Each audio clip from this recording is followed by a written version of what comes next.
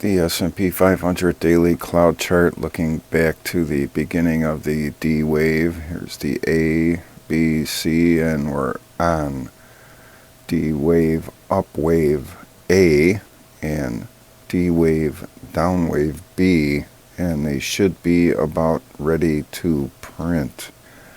And zoomed in, price would need to tick lower than this low, and then both the D wave, down wave B and D wave, up wave A will print. And this low is 4698.35. And in the pre-market hours for the S&P 500 at 5:46 a.m. on the 3rd, the S&P price is 47.31. And zoomed in a little further with all the bands and lines turned on. This qualified demand line was qualified and confirmed on yesterday's bar, and there will be a new qualified demand projection printed more than likely by end of day today for the S&P 500. And looking at the SPY daily, the ETF that tracks the S&P 500, we can see that this demand projection qualified was printed way up here and was already tagged. So if that's any indication for the S&P 500, that one will already be tagged by the time it prints at end of day today. And the SPY has printed the disqualified momentum up for 50%. And there's the exhaustion level here right now disqualified. And it looks like a close above this disqualified momentum up level here for the SPY will qualify it for end of day today. And back in the S&P 500 daily cloud chart, if there's a bigger downdraft to the middle of that 4600 zone, which I am looking at to either add or buy, see what happens there.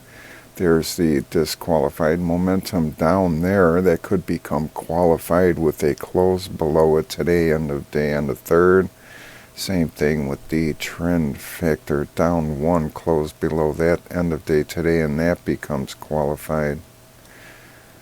And the S&P 500 weekly chart looking back to the COVID crash era. I'll zoom into the current area now and switch the bands on. And the channel 3 high jumped up over price, so now it's back above price, so this is a good sign. We can get this little downdraft over with and start pushing the envelope back up here with the channel 3 high and the upper Stark band and Bollinger Band upper band set at extremely strict levels. And it looks like this line here held. This is a qualified cancel extension from back here. I drew a line segment. It's not very accurate. So for this week, it's at 4719.18 for that line segment. And in this S&P 500 daily chart, we can see the ATM exhaustion alert down. It has spent itself, pretty much went sideways in a range. And that's been 8 bars since it printed in this sideways action, and that one is exhausted for any more possible downside. So back in the weekly chart, this ATM exhaustion alert printed end of last week, so we can have 8 bars go by and see what happens here. And it's already had a pretty good downdraft, but again, if it stays in a range sideways action, that would be the best result from this rather than a complete exhaustion alert for possible downside. And to print the D wave, up wave A in the weekly chart, there would need to be a low lower than this low from the October 2023 here. And in this S&P 500 weekly chart showing every combo and sequential that DeMark has to offer, you can see that this week's high at 4754.33 has not exceeded this close from 2 bars back.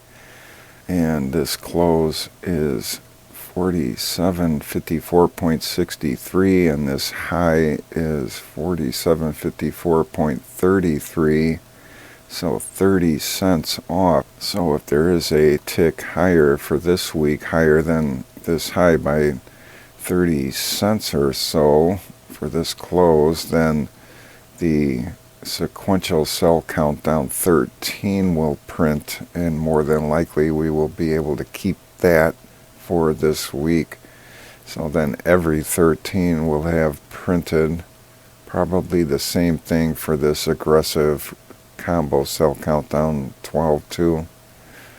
So it will be a good idea to sell into strength if there is any and can exceed this close here.